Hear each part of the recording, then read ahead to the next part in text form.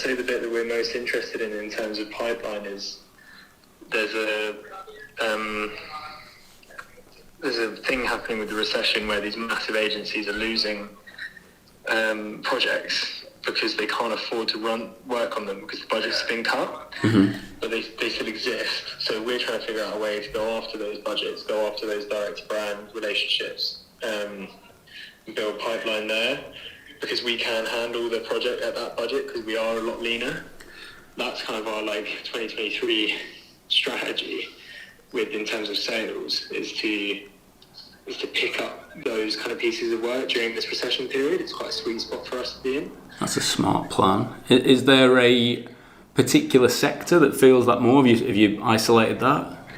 Well, I think you've got fast moving consumer goods is a big area for us. And then that's not necessarily sector based. We are completely